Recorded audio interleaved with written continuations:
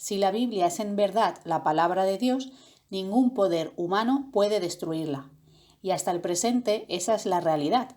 Vamos a hablar de la historia de supervivencia de la Biblia. Hablaremos de ataques indirectos, directos y hablaremos de todas estas personas que quisieron que se tradujera y todas las dificultades que encontraron. 3 de ellos acabaron en prisión y 5 de ellos fueron ejecutados.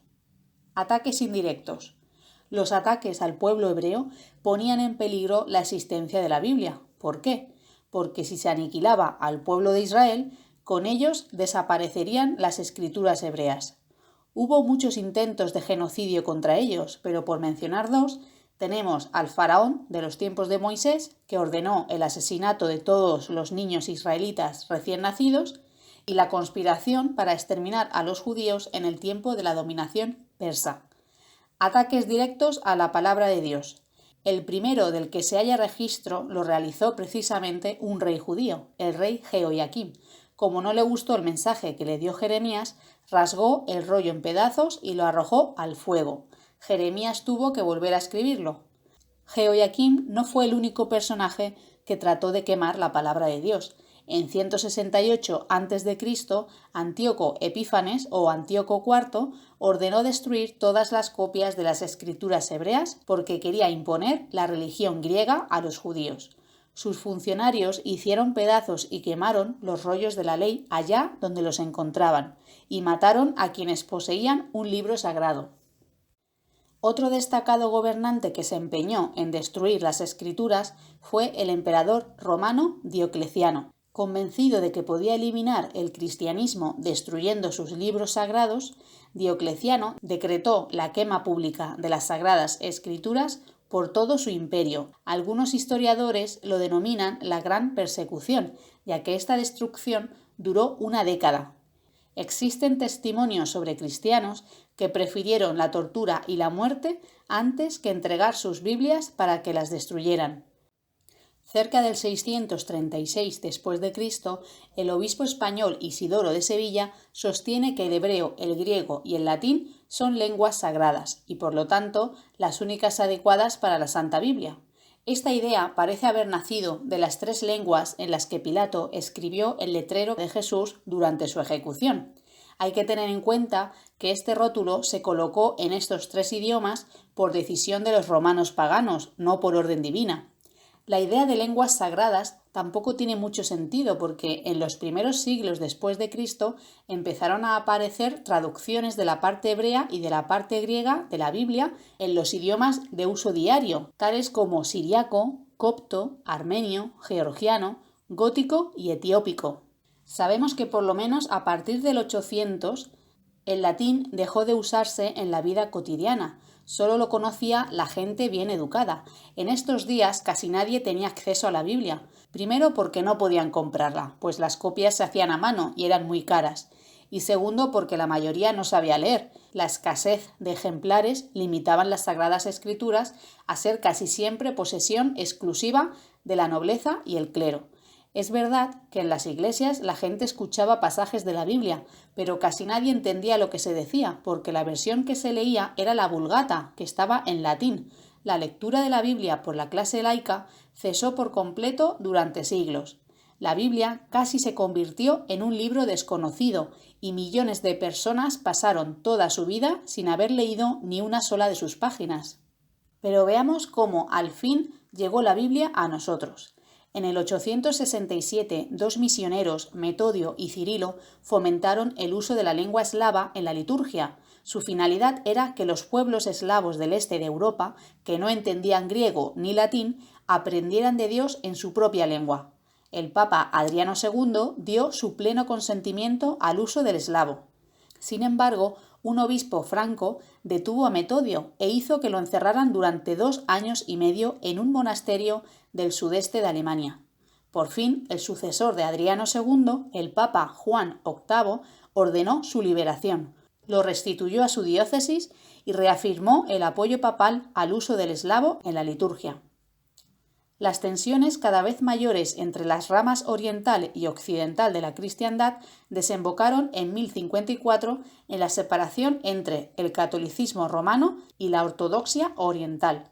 En 1079, Bratislav, duque de Bohemia, pidió permiso al Papa Gregorio VII para traducir la Biblia al idioma eslavo. El Papa le negó el permiso. Pierre Baldo, comerciante francés, se encargó de que se presentara su versión parcial de la Biblia en provenzal al Papa Alejandro III. Pronto se unieron a él otras personas, a quienes se denominó valdenses. A este grupo se le conocía también como los pobres de Lyon. Posteriormente, la Iglesia declaró herejes a Baldo y sus seguidores, y hubo monjes que quemaron las versiones que él había encargado. En 1199, el Papa Inocencio III calificó de herejes a quienes osaron traducir la Biblia al francés o al alemán y discutirla entre ellos. A menudo, los que contravenían su decreto eran entregados a la tortura para que confesaran. Los que se negaban a retractarse eran quemados vivos. En 1229, el Concilio de Toulouse prohibió expresamente a los laicos utilizar Biblias en cualquier lengua vernácula o idioma común. En 1234, el Concilio de Tarragona, España, prohibió la posesión de Biblias en lenguas romances derivadas del latín, aún a los clérigos. Jaime I de Aragón dio solo 8 días a todos los que tuvieran una Biblia en la lengua común para que la entregaran al obispo local, con el fin de quemarla. De no obrar así, fuera clérigo o laico, se consideraría sospechoso de herejía al poseedor. El rey español Alfonso X opinaba que la Biblia era de inapreciable valor para la instrucción de la humanidad. Alfonso quería contar con las escrituras en español y patrocinó su traducción. Se hicieron múltiples copias, así como versiones parciales en portugués y catalán. El teólogo inglés John Wycliffe estaba convencido de que todos deberían poder leer la palabra de Dios. En 1382 se presentó su traducción de la Biblia al inglés. Esta enseguida se hizo muy popular entre los seguidores de Wycliffe, a los que se llamaba lolardos. Las autoridades religiosas persiguieron a los lolardos y destruyeron todas las copias de la Biblia de Wycliffe que pudieron encontrar. Después de la muerte de éste, lo condenaron como hereje o enemigo de la Iglesia. Entonces desenterraron y quemaron sus huesos y arrojaron las cenizas al río. En 1407, el sínodo clerical, convocado en Oxford, Inglaterra, por el arzobispo Thomas Arundel, prohibió expresamente que la Biblia se tradujera al inglés o a cualquier otra lengua moderna. El obispo Stafford de Wells vedó la traducción de la Biblia al inglés o poseerla en ese idioma. Un prominente noble español llamado Luis de Guzmán encargó al rabino Moisés Arragel la traducción de la Biblia al español castizo o puro. Se completó en 1433 y se llamó la Biblia de Alba. La primera Biblia completa en italiano se imprimió en Venecia en 1471 por un monje llamado Niccolò Malerbi. La traducción catalana de Bonifacio Ferrer se imprimió en Valencia, España, en 1478. Todos los ejemplares existentes fueron destruidos por la Inquisición antes de 1500. En la Biblioteca de la Sociedad Hispánica de América, en Nueva York, se conserva una sola hoja. En 1483, Koberger imprimió la Biblia germánica, con una gran tirada para la época, unos 1500 ejemplares. El 22 de marzo de 1485, el arzobispo Bertoldo de Maguncia emitió un edicto por el cual se condenaba la traducción de la Biblia al alemán. El 4 de enero del año siguiente, este arzobispo renovó el edicto. Dado lo crítico de la situación, Koberger no se arriesgó a publicar la Biblia en alemán nunca más. En 1516, Desiderio Erasmo de Rotterdam publicó su primera edición del Nuevo Testamento maestro en griego. En varios lugares de Europa se quemaron sus libros y durante muchos años estuvieron en la lista de publicaciones prohibidas por los papas de Roma. El texto griego refinado de Erasmo llegó a ser la base para mejores traducciones a varios idiomas de la Europa occidental. Los intentos de Martín Lutero de reformar la Iglesia católica y su posterior ruptura con ella en 1521 cambió el panorama religioso de Europa. Llegó el protestantismo. Lutero utilizó su talento como traductor para hacerla accesible al público. En 1534, Martín Lutero publicó su traducción completa de la Biblia, que se basó en los idiomas originales. En los días de William Tyndale, era un delito el que un inglés vendiera, comprara o leyera una traducción de las escrituras griegas en su propio idioma. Completó su traducción inglesa mientras estaba en el exilio en el continente europeo en 1525. Así se convirtió en la primera persona que tradujo la Biblia del hebreo directamente al inglés.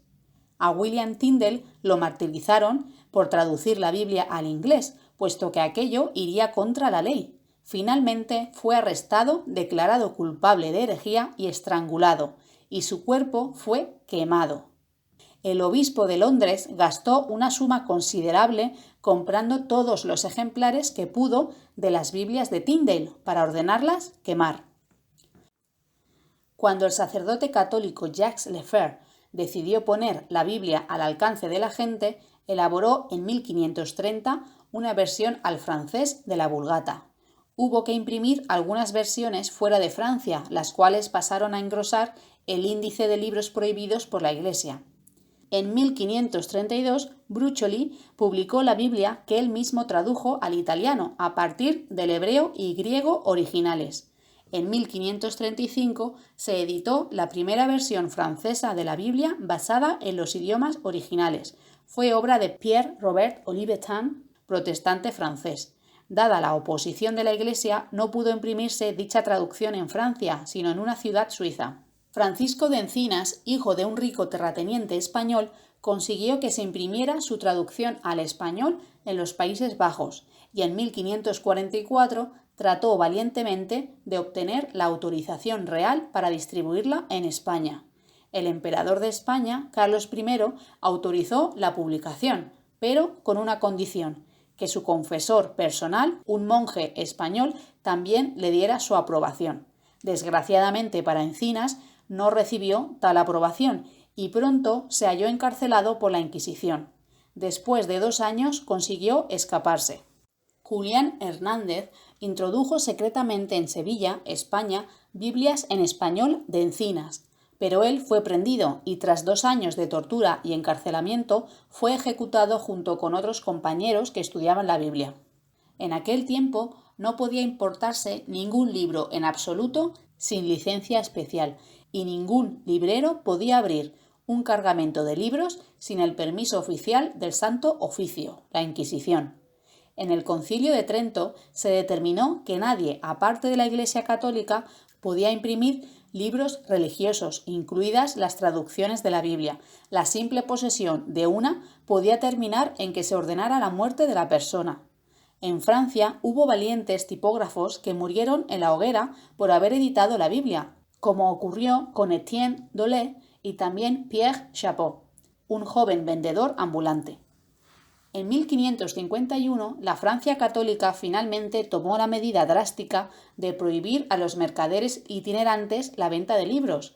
A un hombre intrépido llamado Denis Levé lo arrestaron mientras transportaba un barril lleno de Biblias y también lo ejecutaron. En 1557, la Inquisición proscribió oficialmente la Biblia en cualquiera de las lenguas vernáculas de España. En 1559, el Papa Pablo IV promulgó el primer índice de libros prohibidos por la Iglesia Católica, el cual condenaba la posesión de Biblias en alemán, español, francés, holandés, inglés e italiano, así como algunas en latín. Cualquiera que quisiera leer la Biblia debía obtener permiso escrito de los obispos o los inquisidores, cosa que nadie haría por el miedo a las sospechas de herejía. Un exmonje, Casiodoro de Reina, pasó muchos años traduciendo la Biblia al español. Vivió constantemente amenazado de muerte por sus perseguidores católicos. Se presentaron contra él acusaciones falsas de adulterio y homosexualidad. La impresión de 2.600 ejemplares de la Biblia de Reina empezó en 1568 en Suiza y terminó en 1569.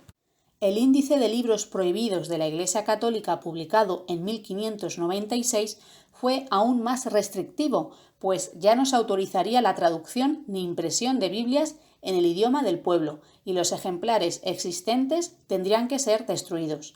Varios años después de publicarse la traducción de Reina, Cipriano de Valera, otro exmonje que escapó de la ira de la Inquisición en Sevilla, la revisó. Esta versión se imprimió en Ámsterdam en 1602 y algunos ejemplares se introdujeron secretamente en España. En 1612 la Inquisición española lanzó una feroz campaña destinada a erradicar las Biblias en lenguas vernáculas.